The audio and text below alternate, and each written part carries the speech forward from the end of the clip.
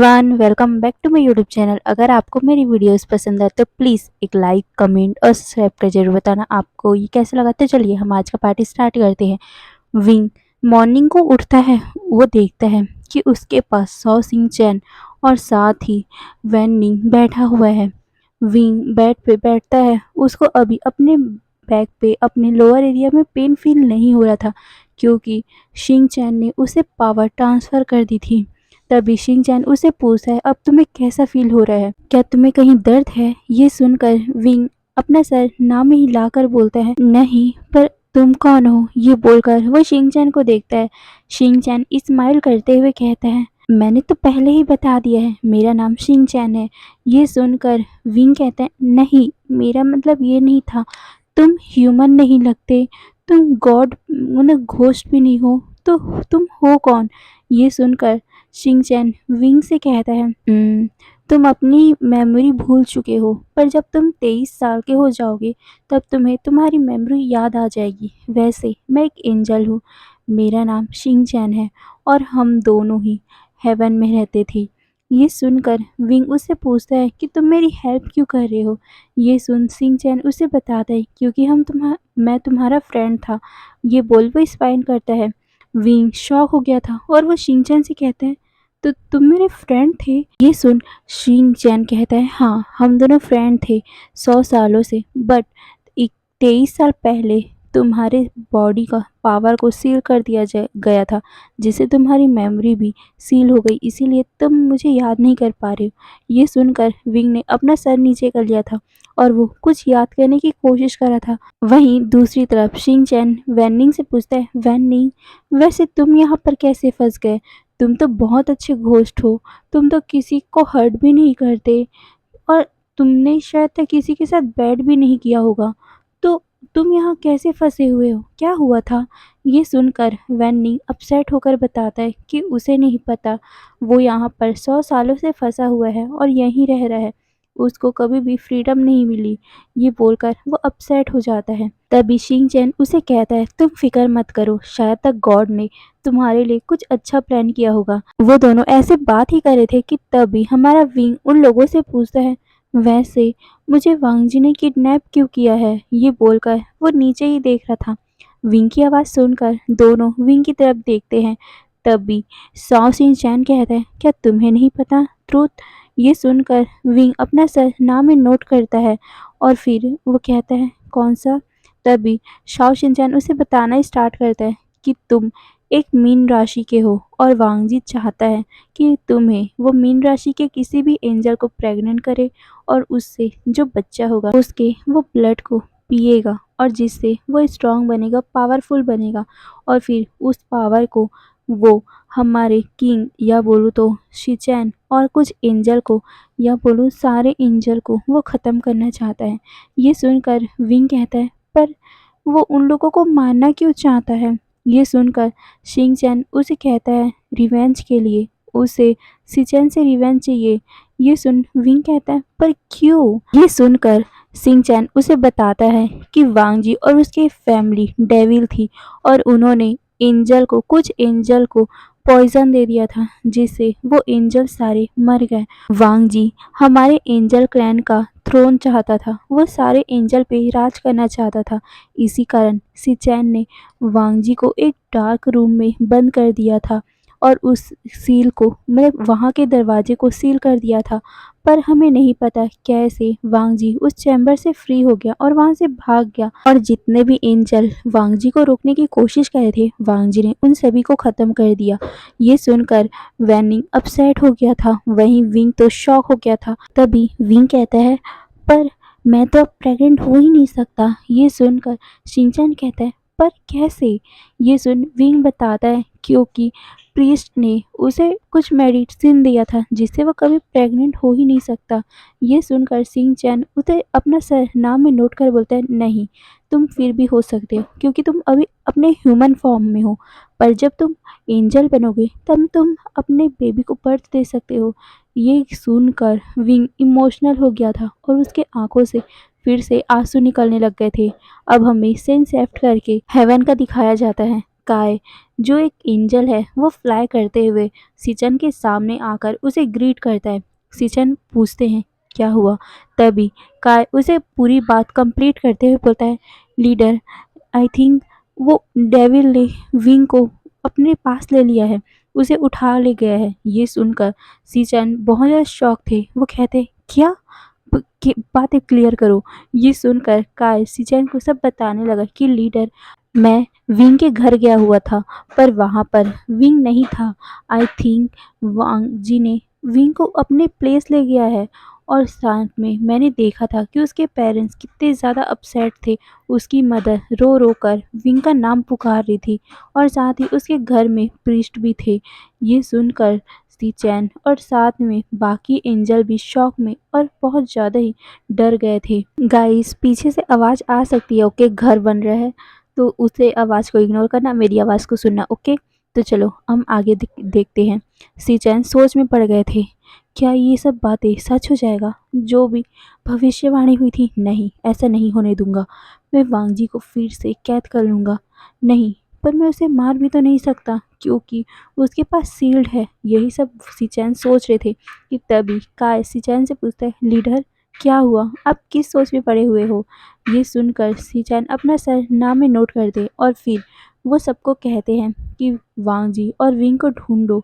कोई भी प्लेस छूटना नहीं चाहिए।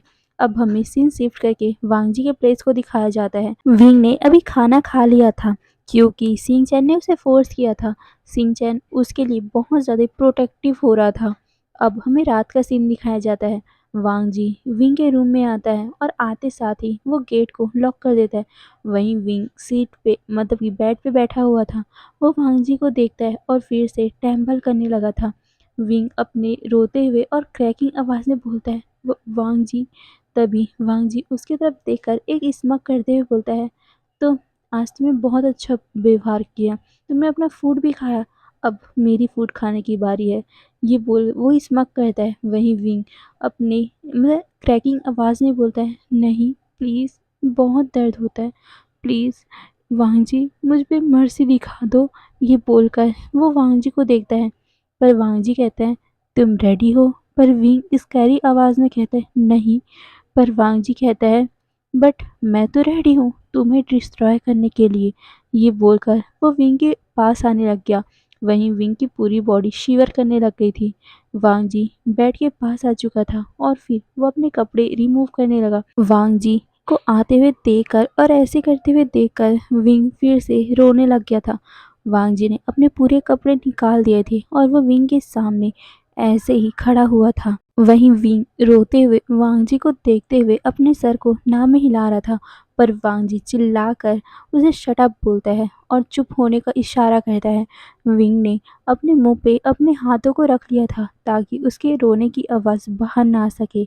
वांग जी उसके पास आता है और फिर उसने मतलब कि विंग ने एक कंबल को ओढ़ रखा था ना, उस कंबल को थ्रो कर देता है और फिर वो विंग के कपड़े उतारने के लिए अपने हाथ को बढ़ाता है, पर विंग ने उसके हाथों को पकड़ लिया था। पर वांग जी को बहुत ज़्यादा गुस्सा आया और उसने विंग के हाथों को रिमूव किया और सीधा विंग के कपड़ों को मतलब फाड़ ही दिया उसने। वांग जी ने उसके सभी कपड़े फाड़ दिए जिससे विंग शॉक था, पर उसके मुंह में कोई भी शब्द नहीं था कि वो क्या बोले। उसे बहुत अच्छे से पता है अगर उसने कुछ बोला और वांग जी को गुस्सा आया तो वांग जी विंग को हर्ट करेगा और वो हर्ट मतलब इतना ज़्यादा हर्ट करेगा कि विंग उसे सहन नहीं कर पाएगा। विंग वांग जी को बिना देखे ही कहता है, प्लीज़ प्लीज़ ऐसे ऐसे रुत मत बनो मेरे साथ, मैं उस पेन को सहन नहीं कर पाता। ये सुनकर वांग जी अपनी आंखों को मतलब कि आईब्रो को एरियस कर लेता है और वो विंग को देखता है कि आखिर विंग ने कहा क्या। तभी वांग जी अपने आप को कंट्रोल करते हुए कहता है, बेड पे सो जाओ।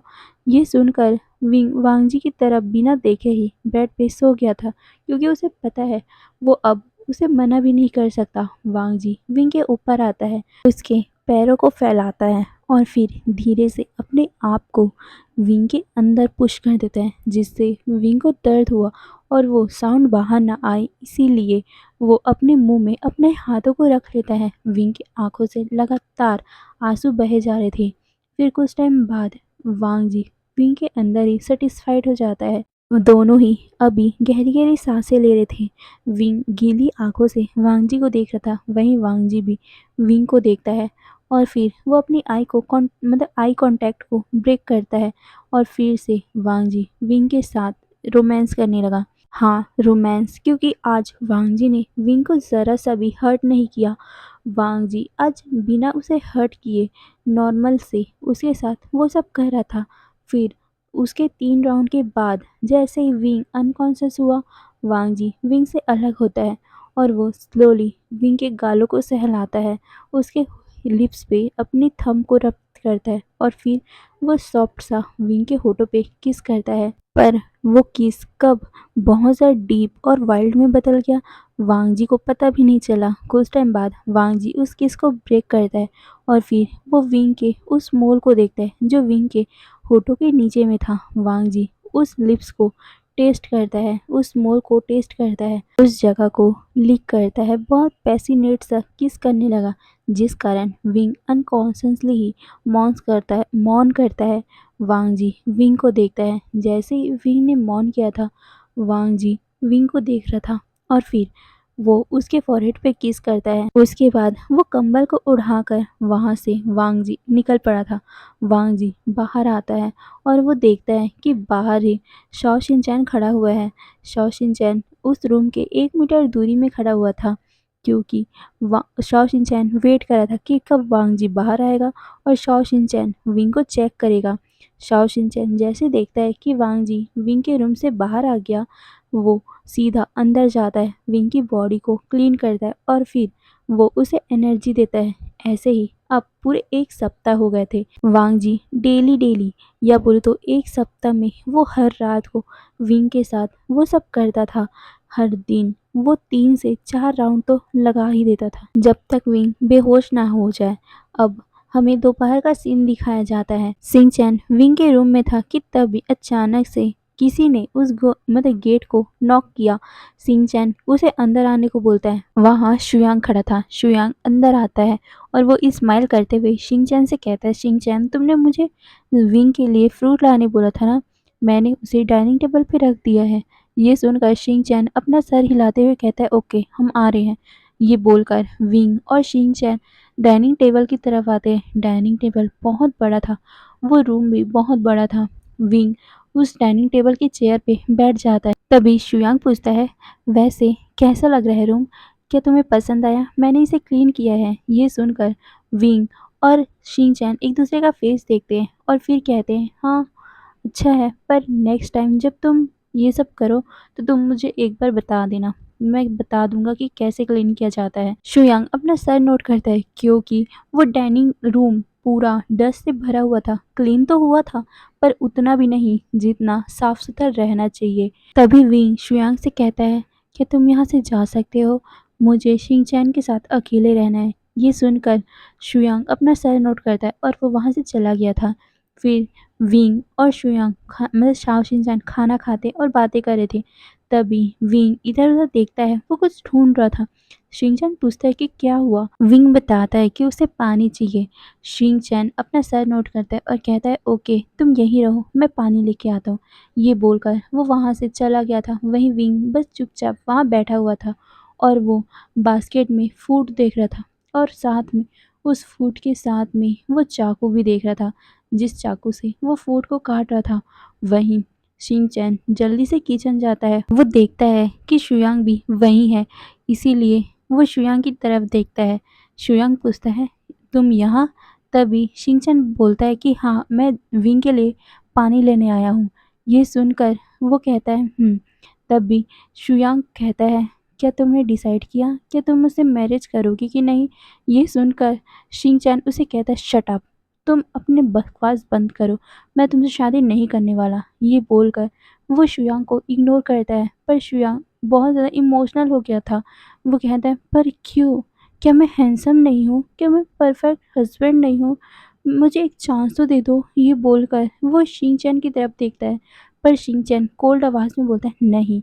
ये सुनकर शुयांग उसके पास आता है, उसके हाथों को पकड़ता है और वो अपने लव को कन्फेस करते हुए बोलता है, जब मैंने तुम्हें पहली बार देखा था तो मेरा दिल बहुत ज़्यादा तेज़ी से धड़क रहा था। मैं सीरियस हूँ तुम्हारे लिए, मैं तुमसे प्यार करता हूँ, मैं तुमसे प्यार करता रहूँगा जब तक ये दुनिया एंड ना हो जाए, जब तक मैं ख़त्म ना हो जाऊँ। तुम मेरा पहला और लास्ट प्यार हो। I love you Shinchan. ये सुनकर शिनचैन उसकी तरफ देखता है। वहीं शुयांग शिनचैन के हाथों पे किस करता है। शिनचैन कुछ भी रिएक्ट नहीं कर रहा था। शुयांग उसके गालों को पकड़ता है, उसके फोरहेड पे किस करता है, जिससे शिनचैन ने अपनी आंखों को क्लोज कर लिया था। ये देखकर शुयांग उसे अपने और भी ज्यादा करीब खींचता है, फिर से उसके फोरहेड पे किस करता है, फिर उसके नोज पे, और फिर जब वो उसके लिप्स की तरफ जा रहा था, शिनचैन ने उसे रोक लिया था और वो अपने आप को उससे पीछे करते हुए कहता है, विंग अकेला है, हमें जाना होगा। ये बोलकर वो जाने के लिए मुड़ गया था। वहीं शुयांग कहता है, ठीक है। ये बोलकर वो दोनों ही उस डाइनिंग टेबल की तरफ जाते हैं, डाइनिंग रूम की तरफ जाते हैं। पर जैसे उन्होंने सामने का सीन देखा, वो दोनों ही शॉक। विंग जमीन में पड़ा हुआ है, अनकॉन्शियस। विंग के एक हाथ में नाइफ है, वहीं पूरे फ्लोर में रेड कलर का खून पड़ा हुआ है। ये देखकर शिनचैन इतनी ज़्यादा ज़ोर से चिल्लाता है विंग के नाम से, और वो भागकर विंग के पास पहुंचता है। उसने विंग के सर को अपने लैप पे रख लिया था। वो विंग के गालों को टैप कर रहा था ताकि वो उठ जाए, पर कोई भी फायदा नहीं। वहीं शुयांग शुयांग वहीं पर खड़ा रह गया था। उसे तो कुछ समझ ही नहीं आया कि उसने अभी क्या देख लिया। वहीं शिनचैन बस रोए जा रहा था। वो उसे कुछ समझ ही नहीं आ रहा था, वो करे तो क्या करे। कि तभी वहां पर बहुत सारे घोस्ट आने लगे। इन सभी की आवाज़ों को सुनकर वहां पर वैनिंग भी आ गया था। वैनिंग भी जब ये सब देखता है, वो शॉक हो गया था।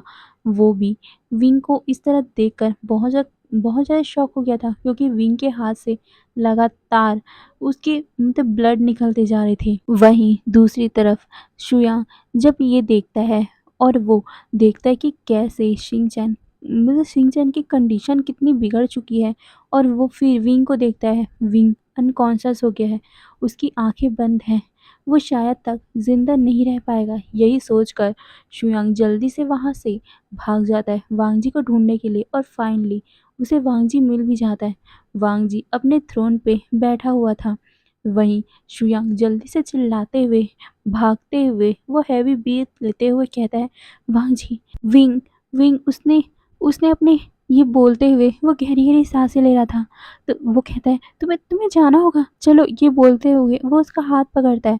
वहीं वांगजी जब ये सुनता है कि विंग ने अपने साथ क्या कर लिया, वो भी शॉक, और वो जल्दी से वो डाइनिंग रूम की तरफ भागने लगा। दोनों जल्दी से उस जगह पहुंचते हैं। वांगजी देखता है कि विंग कैसे ज़मीन पे ऐसे अनकॉन्शियसली लेटा हुआ है, और उसका सर शाओ शिनचैन के लैप पे है। वांगजी स्लोली स्लोली वांगजी के विंग के पास जाता है और उसके पास बैठ जाता है, और वो विंग के फेस को देख रहा था जो पेल पड़ चुका था।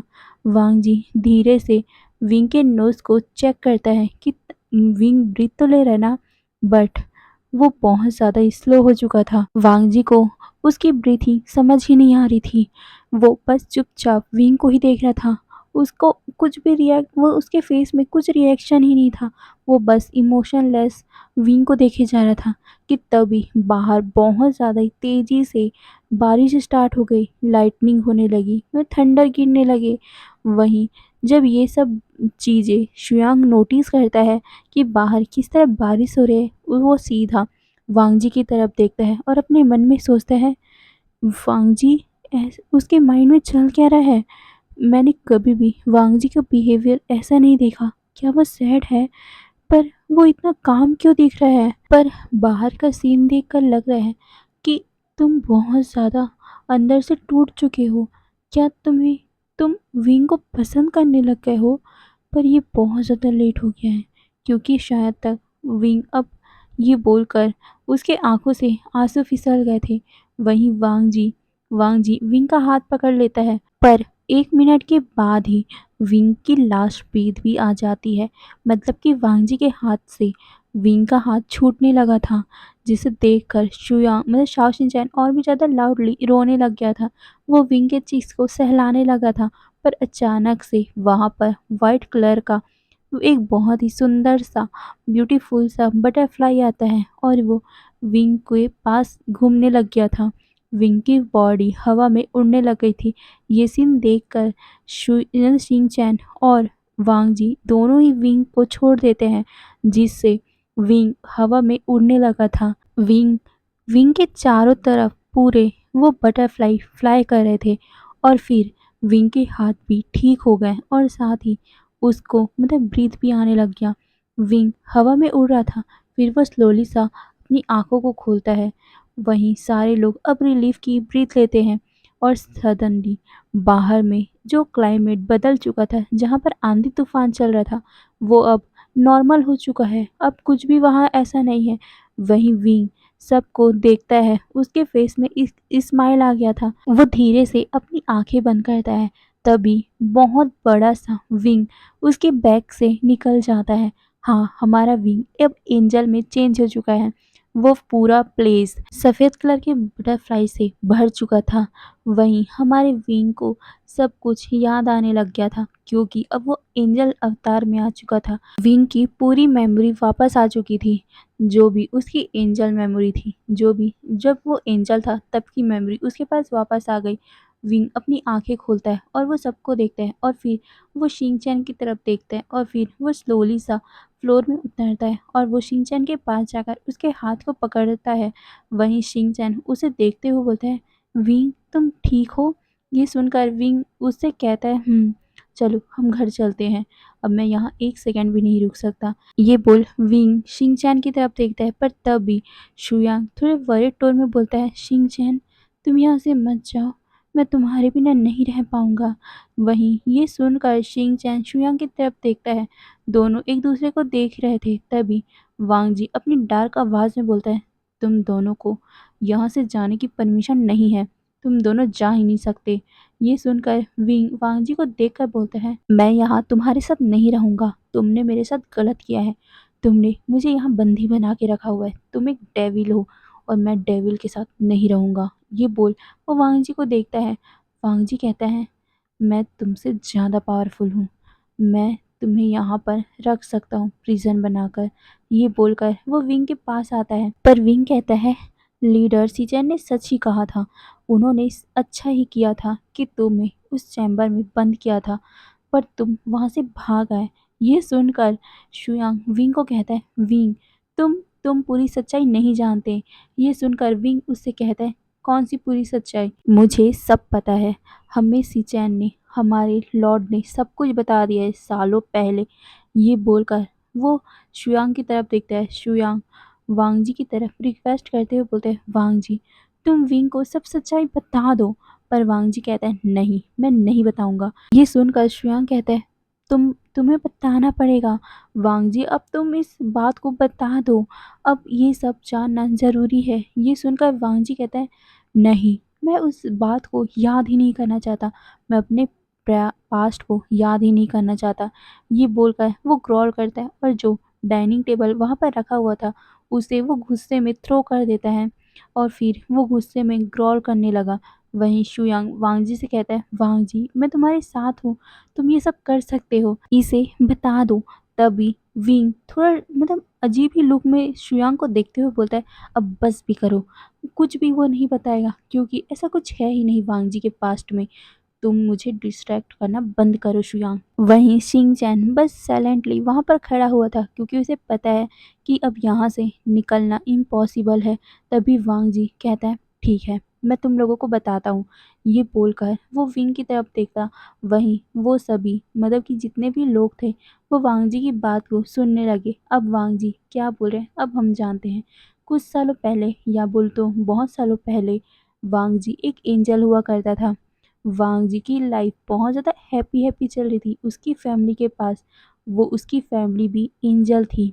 वो सभी एंजल क्लैन में ही रहते थे, वो भी इमॉर्टल थे, वो कभी भी मर नहीं सकते थे। पर जब वो खून के आंसू रोएंगे तभी वो मरेंगे, पर ये भी बहुत ज़्यादा रेयर है। पर अगर हमारे लीडर हमें मारेंगे तो हम मर जाएंगे, पर मेरे पास एक स्पेशल सील है जिसके कारण मुझे सीचैन कुछ भी नहीं कर सकता, वो मुझे मार नहीं सकता। उस टाइम सीचैन वहाँ का लीडर बना था एंजल क्लैन का, सारे एंजल का। तब मैं सिर्फ 50 साल का ही था। उस दिन मुझे कुछ एल्डर और सिचैन ने मुझे हॉल लेके गए थे। उस दिन बहुत ज़्यादा स्पेशल था क्योंकि उस दिन मेरे पूरे लाइफ ही चेंज हो गई थी।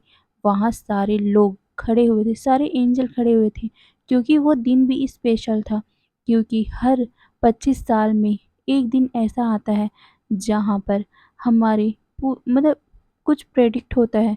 वहाँ पर फ्यूचर को बताया जाता है कि आगे होने क्या वाला है। सारे लोग वहाँ पर खड़े हुए थे।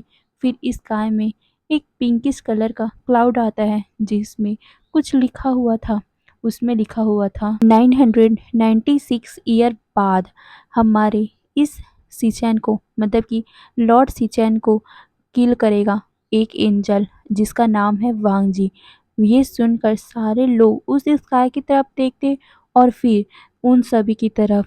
सिचैन और कुछ एल्डर तो बहुत ज़्यादा टेंस हो गए थे। सिचैन गुस्से से मेरी तरफ देख रहा था। सिचैन उस टाइम इतने ज़्यादा गुस्से में था कि मैं उस टाइम समझ नहीं पाया कि मैं क्या करूं। मैं इतना ज़्यादा डर गया था कि मैं दौड़कर या बोल तो उड़कर उनके पास आया और मैं अपने घुटनों पे बैठकर उससे रोते हुए भीख मांगने लगा। लीडर, मैं ये नहीं कर सकता, ये झूठ है, ये भविष्यवाणी में झूठ है। मैं फ्यूचर में आपको हर्ट नहीं कर सकता, प्लीज़ मुझे छोड़ दो। मैं ऐसा कभी नहीं कर सकता, प्लीज़ हमें छोड़ दो।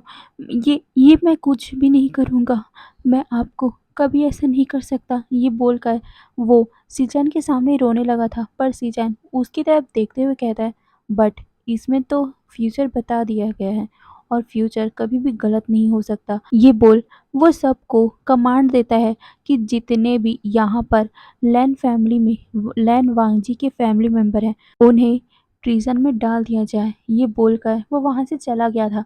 वहीं सारे जितने भी वांगजी के फैमिली मेंबर थे उन्हें एक बड़े से चैम्बर में डाल दिया गया था। वांगजी के फादर वांगजी के पास आते हैं। वांगजी रोते हुए अपने फादर से कहता है, फादर मैं उन्हें हर्ट नहीं कर सकता, मैं फ्यूचर में ऐसा कुछ कर नहीं सकता, प्लीज़ मेरी बात समझो। उसके फादर उसके शोल्डर को पैट करते हुए बोलता है, मुझे पता है कि तुम ऐसा कुछ नहीं करोगे। मैं जानता हूँ कि तुम प्योर हार्टेड एंजल हो।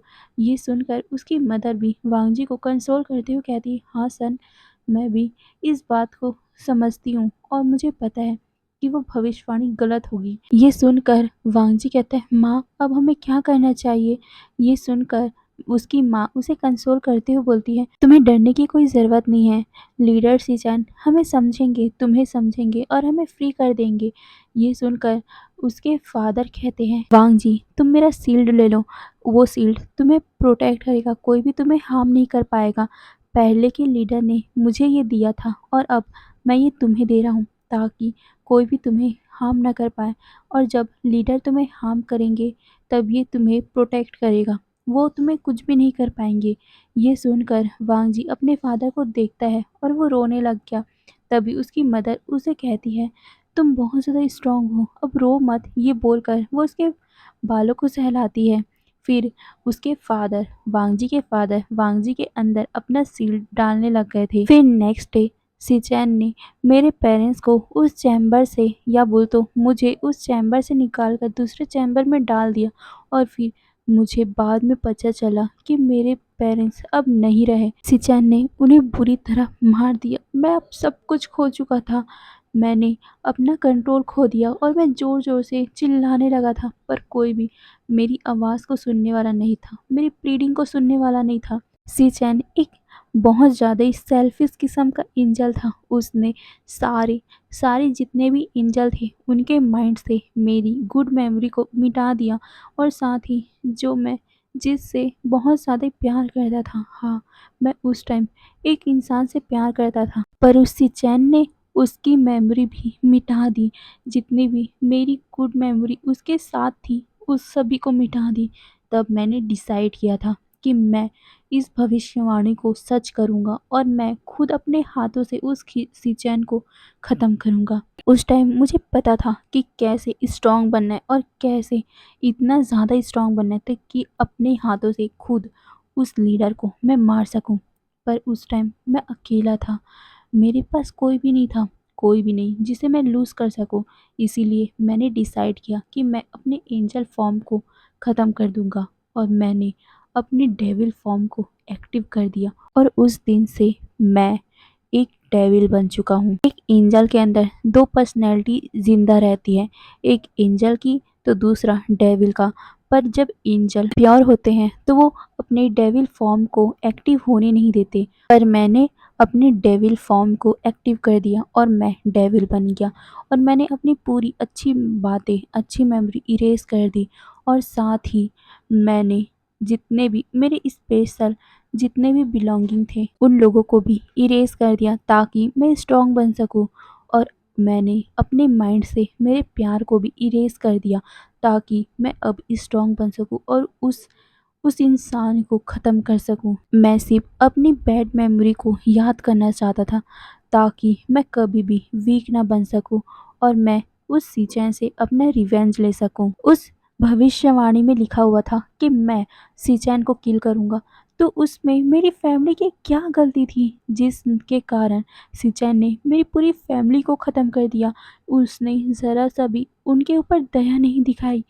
वो कितना ज़्यादा क्रूर है। और पर सारे एंजल सीचैन को अपना लीडर मानते हैं, उसको गलत समझते ही नहीं है। वो तो एक एंजल के रूप में रियल डेविल है। कोई भी उसका डेविल फॉर्म देख ही नहीं सकता, पर मैं अलग हूँ। मैंने उसका डेविल फॉर्म देखा है, मैंने देखा है और मैं सबको दिखाऊँगा। ये बोलकर वो रोने लगा था। अब उसका ये मेमोरी एंड होता है। वांग जी बहुत ज़ोर-ज़ोर से रो रहा था। वो सब सामानों को भी वहाँ के फेंकने लगा था। वहीं विंग, सॉन्ग मतलब सिंह चैन और जितने भी घोस्ट वहाँ पर मौजूद थे, वो भी इमोशनल हो चुके थे। तो हे गाइस, तो आज के लिए बस इतना ही। फिर नेक्स्ट पार्ट में देखेंगे आगे क्या होगा और हमारा अब विंग क्या करेगा? क्या वो वांग जी को इस हालत में छोड़ के चला जाएगा? जब उसने वांग जी की सच्चाई जान ली, क्या करेगा अब विंग? तो ये तो पता चलेगा हमें बाद में। तो आज के लिए बस इतना ही। फिर बाय-बाय।